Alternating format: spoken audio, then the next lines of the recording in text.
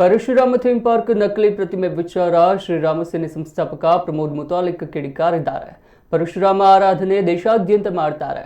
ದೇವರು ಅನ್ನೋ ನಂಬಿಕೆ ಇದೆ. ತುಳುನಾಡಿನ ಸೃಷ್ಟಿಕರ್ತ ಪರಶುರಾಮನಿಗೆ ಘೋರ ಅಪಚಾರ, ಅಪಮಾನ, ದ್ರೋಹ ಮಾಡಲಾಗಿದೆ. ಸ್ವಾರ್ಥ ನೀಚ ರಾಜಕಾರಣಿ ಸುನಿಲ್ ಕುಮಾರ್ ಸ್ವಾರ್ಥಕ್ಕೆ, ಭ್ರಷ್ಟಾಚಾರಕ್ಕೆ ಈತ ದೇವರನ್ನು ಬಿಡಲ್ಲ ಎಂದು ಹೇಳಿದ್ದಾರೆ. ರಾಜ್ಯದಲ್ಲಿ ಹಿಂದೂ ಸಮಾಜ ತಲೆ ತಗ್ಗಿಸುವಂತಾಗಿದೆ. ಹಿಂದೂ ಧರ್ಮದ ಹೆಸರಲ್ಲಿ ಶಾಸಕನಾದ ವ್ಯಕ್ತಿ ಈ ಮಟ್ಟಕ್ಕೆ ಇಳಿಯಬಾರದಿತ್ತು ಎಂದಿದ್ದಾರೆ. ರಾಜ್ಯ ಕಂದಾಯ ಇಲಾಖೆಯ ಸೆಕ್ರೆಟರಿ ಡಿಸಿಗೆ ಪತ್ರ ಬರೆದಿದ್ದಾರೆ. ಡಿಸಿ ಅವರು ತಹಸೀಲ್ದಾರ್ ಪತ್ರ ಬರೀತಾರೆ. ತಹಸೀಲ್ದಾರ್ ಅವರು ಅಲ್ಲಿಯ ಗ್ರಾಮ ಪಂಚಾಯಿತಿಯ ಅಧ್ಯಕ್ಷರಿಗೆ ಬರೀತಾರೆ. ಇದು ಎಲ್ಲ ಕಂದಾಯ ಇಲಾಖೆ, ಡಿಸಿ ಮತ್ತು ತಹಸೀಲ್ ವ್ಯಕ್ತಿ ಬಡವ ಏನಾದರೂ ನನ್ನ ಪರಾಕ್ರಮದಿಂದ ಸಮುದ್ರವನ್ನೇ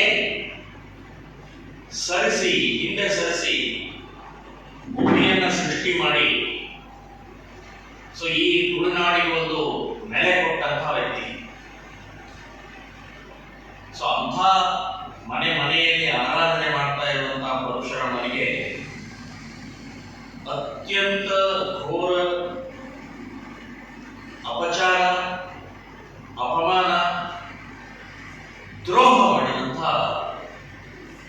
ಒಬ್ಬ ಸ್ವಾರ್ಥ ನೀಚ ರಾಜಕಾರಣಿ ಉಡುಪಿ ಜಿಲ್ಲೆಯ ಕಾರ್ಕಳ ತಾಲೂಕಿನ ಶಾಸಕ ಸುನೀಲ್ ಕುಮಾರ್.